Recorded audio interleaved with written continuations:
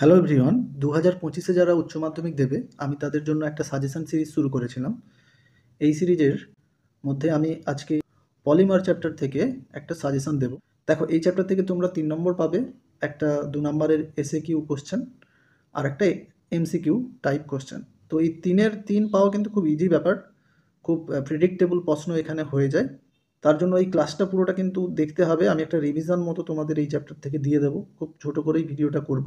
এটা একটা overall note, যেটা সাজেশন করা নেই, কিন্তু আমি ক্লাস চলাকালীন টাইমে আমি তোমাদের বলে দেবো এইগুলো পড়বে এবছরের জন্য, সেগুলোই ইম্পর্ট্যান্ট। তাই ক্লাসটা কিন্তু তোমাদের প্রথম থেকে শেষ পর্যন্ত দেখতে হবে। এখান থেকে একটা টাইপের যেটা প্রশ্ন হয় সেটা হচ্ছে পলিমার এবং তার মনোমার। একবারে পলিমার মনোমার তাদের গঠনটা দিয়ে একবারে মনে রাখবে। এগুলো তো তোমরা ক্লাস 10-এ পড়েছো, ইথিলিনের পলিমার, পলিইথিলিন বা পলিথিন। তো এগুলো ব্যবহার, এগুলো ক্লাস 10-এর, আমি এগুলো বলছি না। এগুলো তোমরা দেখো, প্রথমে ইথিলিন থেকে যদি মনে করো তাহলে ইথিলিনের পরে দেখো এটা তোমরা করবে পিপি, এটা ইম্পর্টেন্ট। প্রোপিন বা প্রোপিলিন, মানে তুমি ইথিলিন থেকে দেখো ইথিলিনের সাপেক্ষে পরপর কেমন হচ্ছে। দেখো ভিনাইল ক্লোরাইড, ইথিলিনেরই মতো একটা ক্লোরিন হলে সেটা ভিনাইল ক্লোরাইড। তো এইভাবে আমি একটা সাজিয়ে কিন্তু নোটটা তোমাদের স্টেপ বাই স্টেপ করেছি। দেখো, এটা হচ্ছে আমাদের টেট্রাফ্লুরোইথিলিন, তাহলে সেটা হচ্ছে টেফলন বা পলিটেট্রাফ্লুরোইথিলিন, তার ব্যবহার কিছু দিয়েছি। স্টাইরিন এবছরের জন্য এটা কিন্তু ইম্পর্টেন্ট আছে। তারপরে দেখো এই যে পলিএস্টার কি, মানে পলিএস্টার টাইপের পলিমারটা বুঝবে। সেই পলিএস্টার টাইপের পলিমার, এখানে আমাদের দুটো টাইপের পলিমারকে আমরা পলিএস্টার পলিমার বলবো। সেটা হচ্ছে, এইটা কিন্তু পড়ছে না তোমাদের। দেখো, আগের বছরের জন্য আমি সাজেশন করেছিলাম, এই জন্য ভিভিআই রেখেছি। আগের বছর কিন্তু এটাই তোমাদের পড়েছে। ড্যাক্রন বা টেরিলিনের মনোমার দিয়ে তোমাদের একটা প্রশ্ন এসেছিল, তাই এবছরের তাহলে এটা একবারে বাদ চলে গেল। এটাও খুব একটা আসে না, এটাও বাদ চলে গেল। এই পেজটা কিন্তু একেবারে বাদ চলে গেল। তারপরে এবছরের জন্য সুপার ডুপার ইম্পর্টেন্ট যেটা আছে সেটা হচ্ছে ব্যাকেলাইট।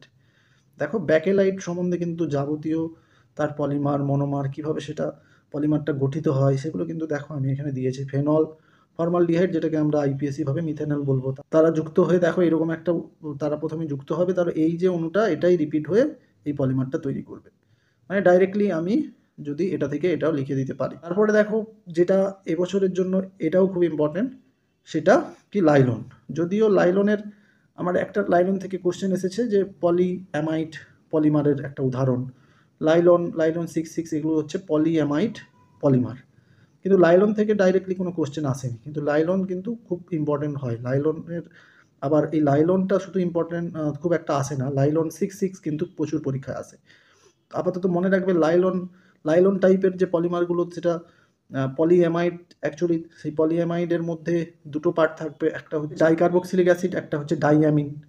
এবারে এই ডাইকার্বক্সিলিক অ্যাসিডটা যদি 6টা কার্বনের হয়, ডাইঅ্যামিনটা যদি 6টা কার্বনের হয়, তাকেই তখন কী হলো, লাইলন 66। এই লাইলন 66 কিন্তু এবছরের জন্য খুবই ইম্পর্টেন্ট তোমাদের। তার পলিমার মনোমার দিয়ে এটা কিন্তু খুবই ইম্পর্টেন্ট। 66 কথাটার অর্থ কী? হ্যাঁ, দেখো আমি এবার পরে দিয়েছি যে লাইলন 66-এ তাহলে মনোমার একটা হচ্ছে ওই 6টা কার্বনযুক্ত মানে ডাইকার্বক্সিলিক অ্যাসিডটাকে আমরা অ্যাডিপিক অ্যাসিড বলবো, আর 6টা কার্বনযুক্ত ডাইঅ্যামিনটাকে আমরা হেক্সামিথিলিন ডাইঅ্যামিন বলবো। তাহলে লাইলন 6। রবার থেকে কিন্তু প্রচুর প্রশ্ন হয়। প্রাকৃতিক রবার কি, মনোমারের নাম। দেখো, তার মনোমারের নাম, এটা হচ্ছে কমন নাম, আর এটা তার আইপিএসসি নাম দিয়ে মনে রাখবে।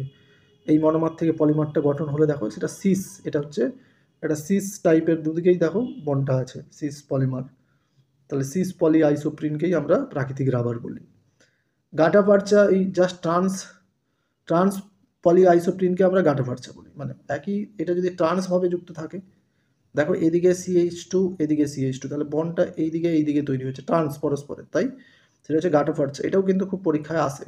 দেখো, ভালকালাইজেশন কিন্তু এবছর ইম্পর্টেন্ট নেই, ভালকালাইজেশন থেকে একটা প্রশ্ন এসে গেছে, তাহলে ভালকালাইজেশন এবছর করবে না। যারা কিন্তু ক্লাসটা করছো তারা কিন্তু বুঝতে পারবে, খালি পিডিএফটা নিয়ে কিন্তু কিছুই লাভ হবে না। এই পিডিএফের পাসওয়ার্ড 1998। এটা একটু দেখে যাবে, খুব একটা ইম্পর্টেন্ট নয়, তাই আমি এটা খুব একটা করতে সাজেস্ট করছি না। বুনা এস কি, বুনা এন কি, তার আপাতত তাদের বুনা এসের মনোমার আর বুনা এনের মনোমার, এগুলো কিন্তু জাস্ট পড়ে নিও, একটু জাস্ট দেখে রাখো। নিওপ্রিন রাবারটা কি, এগুলো রাবারটা পড়লে তোমাদের এটা একটু মনে রাখতে হবে। খুব একটাই শেষের দিকে যেমন বুনা এস, বুনা এন, নিওপ্রিন রাবার, এগুলো একটু চোখের দেখা দেখে নিও। মানে বলতে গেলে তাহলে পলিমার মনোমার দিয়ে এবছরের যেটা ইম্পর্টেন্ট, যেটা বললাম, লাইলন 66, ব্যাকেলাইট আর প্রাকৃতিক রাবার। একটা সেকেন্ড পার্ট আছে কিছু ডেফিনেশন এবং পার্থক্য করবে, এগুলো তো জাস্ট বলার নেই, পড়লেই বুঝতে পারবে। জৈব বিশ্লেষ্য পলিমার, জৈব অবিশ্লেষ্য পলিমার, একটু উদাহরণগুলো একটু মনে রাখবে, উদাহরণগুলো দিয়ে একটা কোশ্চেন হয়ে যেতে পারে, নিচের কোনটি জৈব বিশ্লেষ্য পলিমার নয়, কি পলিমার। এবার দেখো যে থার্মোপ্লাস্টিক পলিমার, থার্মোসেটিং পলিমার, এটারও দুটো একটা পার্থক্য করে একটু মনে রাখো, সঙ্গে অবশ্যই উদাহরণগুলো মনে রাখবে। হ্যাঁ, তারপরে দেখো জুতো পলিমার, শৃঙ্খল পলিমার কাকে বলে, উদাহরণ, এগুলো কিন্তু এবছরের জন্য খুব ইম্পর্টেন্ট আছে, ডেফিনেশন এবছর কিন্তু ইম্পর্টেন্ট আছে। তারপরে দেখো সংঘনন বা কনডেনসেশন পলিমার কাকে বলে, উদাহরণ। হ্যাঁ, এগুলো অবশ্যই তোমাদের। তারপর দুজনের দেখো জাস্ট ডেফিনেশনটা জানলে তাদের পার্থক্য লিখতে পারবে। তারপরে স্বপলিমার, হোমোপলিমার, কোপলিমার, এগুলো কিন্তু ইম্পর্টেন্ট আছে। হোমোপলিমার কি, হ্যাঁ, তারপরে কোপলিমার কি, এই দুটো পড়তে হবে তোমাদের। তার এই পলিমার থেকে এটুকুই দেখে যেও, আর সাজেশানগুলো আমার সবগুলো ফলো করো। এই ভিডিওর ডেসক্রিপশানে আমি কিন্তু পুরো প্লে লিস্ট দিয়ে দিচ্ছি, আমার অনেকগুলোই চ্যাপ্টার কিন্তু কভার হয়ে গেছে। এবার আমি অর্গ্যানিক চ্যাপ্টার ধরবো, অর্গ্যানিকগুলো কিন্তু আমি একটা সুন্দরভাবে তোমাদের সাজেশান খুব তাড়াতাড়ি আনছি, সব সাজেশানগুলো কিন্তু পরীক্ষার আগে কমপ্লিট করে দিতে পারবো। ওকে, ভিডিওটা ভালো লাগলে অবশ্যই তোমাদের বন্ধুদের সাথে শেয়ার করবে, আর তোমরা একটু লাইক, শেয়ার, কমেন্ট করে দিও, যাতে আমি আরও একটু উৎসাহ পাই। Okay, God bless you all, thanks for watching.